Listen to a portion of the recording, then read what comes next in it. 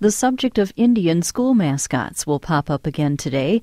The former legislature approved a law requiring school districts to remove Indian logos if they offend any residents.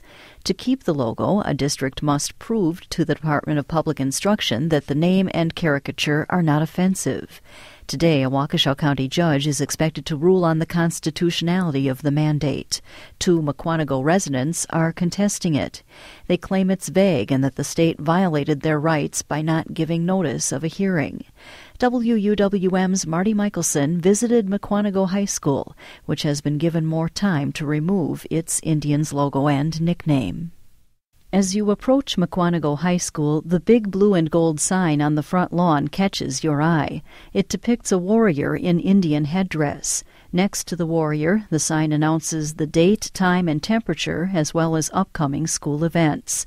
Principal Sean McNulty says the Indian logo appears elsewhere. We have it on letterhead, we have it on some business cards, we have it in various places throughout the building. We certainly have it on some uniforms. If you want to come on in. We duck under yellow tape and through a narrow doorway leading to the gymnasium. Workers are tearing up the wood floor and preparing to install a new one. The word Indians written in the middle will soon be gone.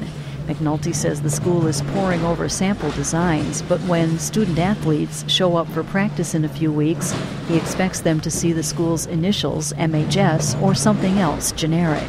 Whether or not we put a fast M or something else, we'll see, but we will not put an Indian logo or the name Indians on it at this time. A water pipe burst a few weeks ago, and that's why the school is replacing the gym floor. Otherwise, the principal says the Indians' nickname would still be there. The Department of Public Instruction ordered Mukwonago to remove all references by October. McNulty says the district began soliciting ideas for new nicknames, but has been reluctant to change.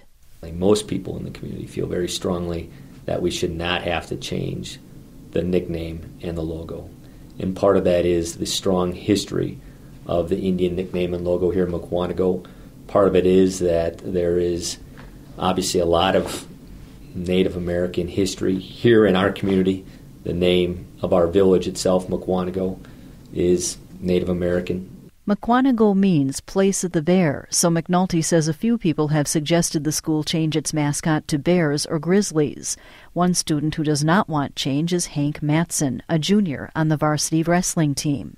We've been raised as hoping to be Indians when we grew up, and then they just cut it off halfway through high school. I think we show it proudly, so if we don't disgrace it at all, then I don't see how it should be offensive.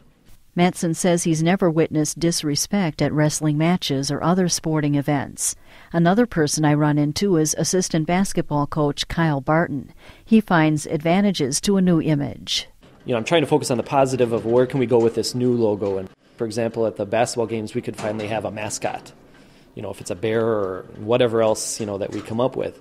That's just, something like for, my little daughter might, get a kick out of his little mascot running around. Obviously, we did not want to have a Native American mascot running around to be disrespectful to anybody. Principal Sean McNulty told me the district decided not to erase the Indian references last year, but instead waited to learn who would be elected to lead state government. He says district leaders were confident Republicans would reverse the state order, but the Republican chairman of the committee assigned to the matter favors the law, so a repeal went nowhere. Yet another GOP representative, Steve Noss, says the fight will resume in fall. The Republicans have long fought the legislation because it literally allows one person to challenge a school district. It is extremely costly. You can simply have a grudge match, and that one person can simply file the complaint, then let the bureaucracy take over from there. Noss hopes leadership will assign the issue to a different committee.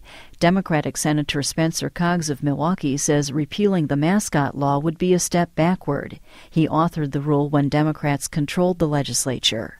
Yeah, it saddens me greatly because it doesn't take into consideration how much progress we've made since we passed the bill, that there are numbers of communities who are now getting along again.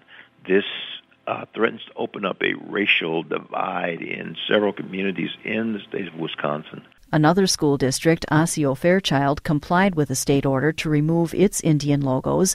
The Kewaunee district removed its references without requesting a state hearing. While the issue is stalled in the legislature, Republicans did extend the deadline for Mukwonago to remove its Indians mascot until January of 2013. Marty Michelson, 89.7 WUWM.